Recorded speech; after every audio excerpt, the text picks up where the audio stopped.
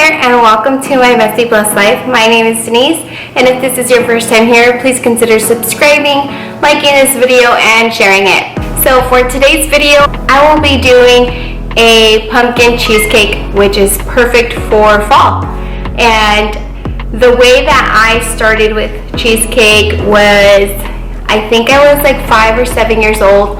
My mom actually had her original recipe for her cheesecake, and me and her would just bake at our old childhood home, and that's how I got introduced into cheesecake baking. And as I got older, my mom started letting me play with the ingredients and pretty much letting me be on my own when it came to cheesecake baking. So we would make cheesecake on special occasions, holidays, potlucks, any family get-together that was a special occasion is when we would make it. And back in the day, my mom used to cook for the whole family, and she just got tired of doing it, and she let me take over the cheesecake baking, and I completely took over it. And what's so funny is that I started playing around with different ingredients or adding less or more of this, and everybody ended up liking my cheesecake better than my mom's. Sorry, Mom, but everybody just ended up liking it. My cousins till this day, hey, when are you making cheesecake? And they always want some. So today I will do a pumpkin cheesecake, so stick around and I hope you guys enjoy it. So I first take off the child safety from my oven, and then I preheat it to 375. While I am getting everything ready to start baking, I also go ahead and put some water in a pot, and I will let you guys know why at the end. But I put the water in a pot and I bring it to a boil. I am going to be using pre-made graham cracker crust. You don't have to do this, you can make your own. It's very simple, and if you guys want me to show you how to make your own graham cracker crust, let me know in the comments down below. But first of all, you go ahead and take off the plastic that it comes with it, throw away the paper on top, but hold on to your container, the clear one, because you will be using that as your lid. Also, you make sure that all the foil edges are lifted up.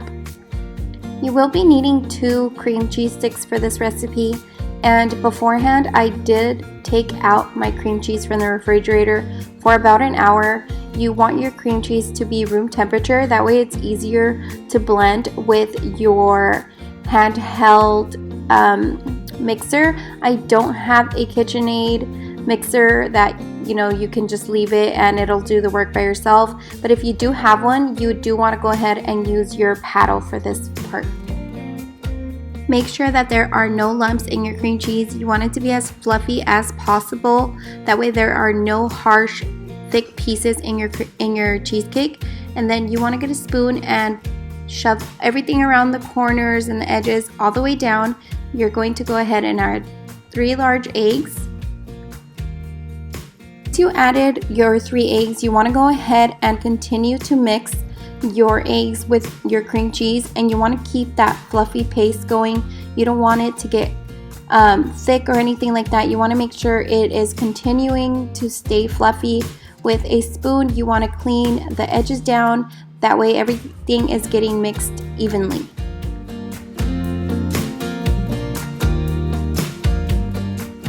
I go ahead and add 1 can of leche lechera to add the sweetness. This part always used to be my favorite as a child making cheesecake with my mom. The lechera part was so fun to just lick the spoon at the end. My mom always let me lick the spoon at the end of putting our lechera in there. And that just brought back so many memories from 14th Street in Bloomington, California. And you want to go ahead and to continue to mix all of that in. Once you're done mixing everything in your bigger bowl, you want to put that one to the side and grab your smaller bowl and start your pumpkin process. You want to get 1 can of pumpkin puree, I believe that's how you pronounce it.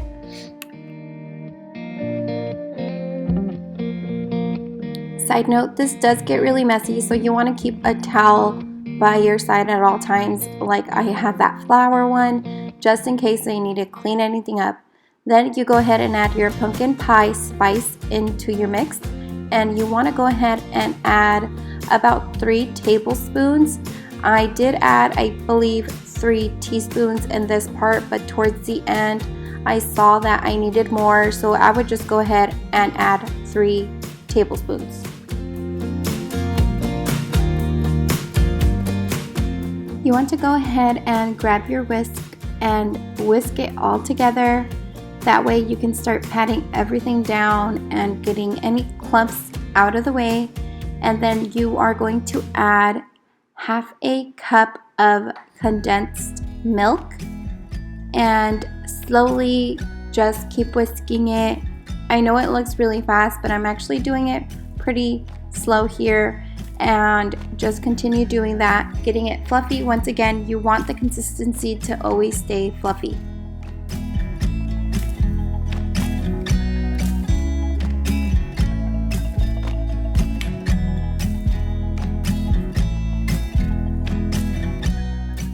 When you are done whisking all of your pumpkin puree, you want to go ahead and add that mixture into the bigger bowl where you had your cream cheese, eggs, and all of that.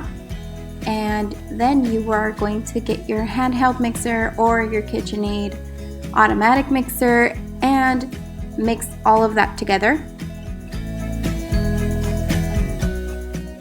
You want to go ahead and check on your water, and if it is boiling, go ahead and turn it off. If it is not, let it boil a little bit longer.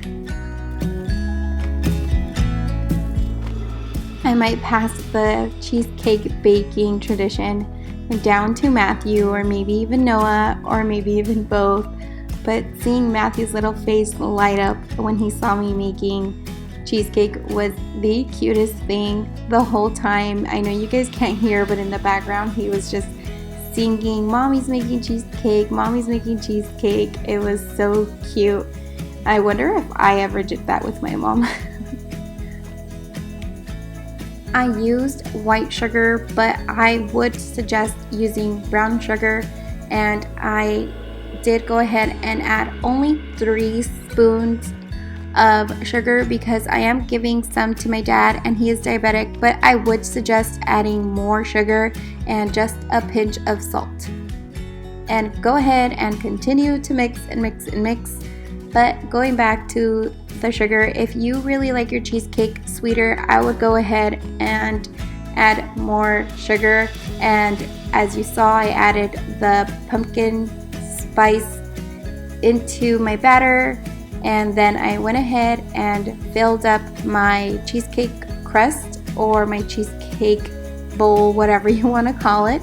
Be very careful if you have children to keep them away from your hot oven, and add your cheesecakes into the oven very slowly into the top of your shelf in your oven. And then you are going to add that water that you had in a pot boiling into a cake pan, and you are going to put that under your cheesecakes because the steam of that water coming out will help evenly cook it. And then me and Matthew cuddled up and watched our favorite fall or / Halloween movie, Hocus Pocus. What is your guys' favorite movie to watch during the fall time? This part was the funniest. His face while he was eating a lemon. He is so funny. He's so much work. After about 35 minutes, I checked on my cheesecake, make sure that my fork came out clean, and it did, and I brought them up. And you want your cheesecakes to puff up on top a little bit once they are done baking. And this is the finished product, you guys. I hope you enjoy your cheesecake. Let me know if you tried this recipe. Shout me out on maybe if you have your own YouTube channel or on your Instagram, any social medias that you have, and enjoy this during this fall season with your family and make memories in your kitchen baking.